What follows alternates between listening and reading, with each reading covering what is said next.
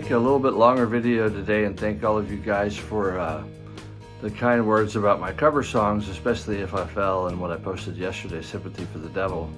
I just love that song, and it was a fun story. And really songwriting is about stories, I think that, you can set aside all the guitar chops and the flash and all the fun stuff that comes with rock and roll, but all the songs, country songs, great jazz tunes, great classical music, great pop music, it all really boils back to the story, and if your story's interesting, you're living. That's why we love our grandparents, because they're all full of great stories. And I believe that's kind of where you're going to find your gold in life, is to, be authentic and tell the truth and tell your own story. And that's kind of what I tried to do with, saying that I won't cover a song unless I wish that I wrote it. Because you can vicariously live sometimes through other people's stories too. And then you should do like Steve Vai says, if you're going to do a song, take it past where you got it. I always thought Van Halen did a really great job of that. Whenever they did a cover song, they took it way past where they got it. And that's kind of what I shoot for in my own stuff, so thank you for that. And I'm going to put a little clip today about Tuesday, because there were some questions about, the story about my belief about violence. And you'll see, I'm kind of endeared to a quote I learned from one of my jiu-jitsu instructors, which was, I don't believe in violence. I can't teach it to you. However, I can teach you how to not bow your head before anyone, even at the cost of your own life. I think that might be attributed to Gandhi, who took down a whole country, the British Empire, with his mind. So remember, the mind is on fire, just like my album name, and that's what you want to look into, is your mind, That's why I call my music group here, where we do all the things that we do, including studying privately and producing records, and the Lion's Den. I don't call it the Sheep's Den. My buddy Scott Alexander, when he wrote his book, he didn't call it sheep success. He called it rhinoceros success. So we don't want to be in part of the herd. That's the problem with, you look at the Democrats and the Republicans. They're in a herd, and they're all at each other's throats all the time, and they're not doing anything. Gridlock. You really have to stick your head out if you want to do something, and you might get shot. That's terrible, but it's the way that our world works, because people live their lives from fear. And, the one thing, regardless of your religious beliefs, the one thing the Bible says 365 times is do not fear. Okay, so what would you do if whoever you believe your creator is came to your bed in the morning and said, hey, I really love you. I love everything about you. And I created you to become the best person you could be.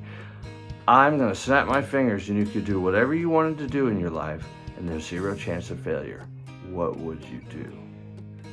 Very few people live that. I live it. It's not been easy, so there you have it. But that's the way you do something. So my father, Mark Erdeline, he was murdered and shot in 1977 in Behar County in San Antonio. That's, I'll never get to meet him because of that. I always wondered about that my whole life, And then you're going to see a little bit later in this video a little clip from TMZ where I was going to some sound therapy for when I got shot. And it helped a lot, I think music always heals us. And ironically, the guy I was going to for sound therapy, his son went and shot a whole bunch of people. And he had no control over that. No one does. We never know what people are going to do. Look at Chris Kyle, the great marksman.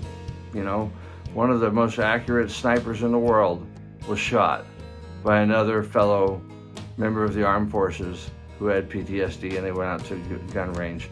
So, I'm not against guns. I'm not for them.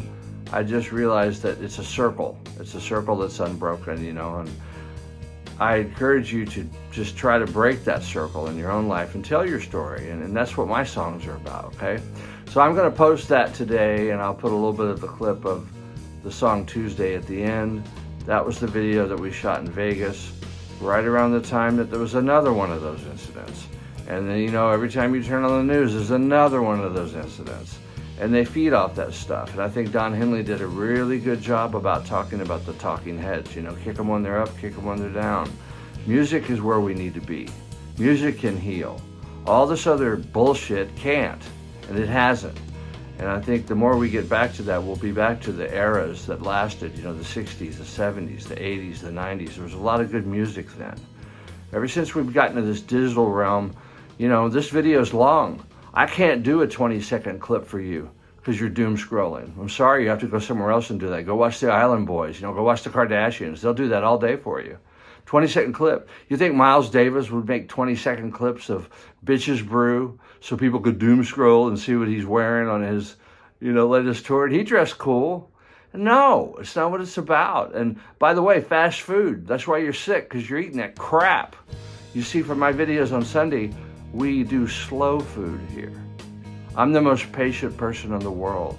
I love traffic. I'm not even capable of road rage. If somebody's doing road rage, they just hate themselves. They should be listening to their favorite music and enjoying the traffic. Teach yourself Japanese while you're driving around in your car doing traffic. I did. Teach yourself Czech. Learn to sing. Learn to rap. Learn to beatbox. Practice paradiddles on your damn steering wheel.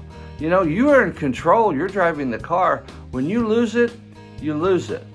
And that's totally controllable. I don't want to hear anything about wah, wah, wah, wah, wah, wah, this, wah. You know, this is the only thing that's keeping you from being successful is your story about why you're not successful. So why not write beautiful stories? That's what I try to do with my music, and I appreciate all of your input. Okay? Love you guys. See you tomorrow. And I'll put a few clips in here, and I'm going to put the thing even with Harvey over at TMZ, where you can see it's just an endless loop, and somehow we're going to get through it, because we always do.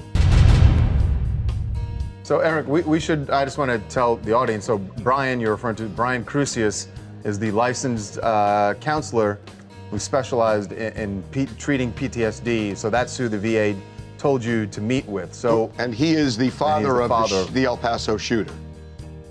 Yeah, and you know, when I got a call on Saturday after this terrible incident happened, because you know, so many of these things happen in our country now, and my heart's broken for those 22 people. You know, I can't even imagine what that must be like, because I kind of can, because I've been shot, but I didn't get killed. You know, I was lucky. And for those families and everybody, it just broke my heart. And then when I thought about, you know, the dad and Brian, and I got teared up. I couldn't even process it.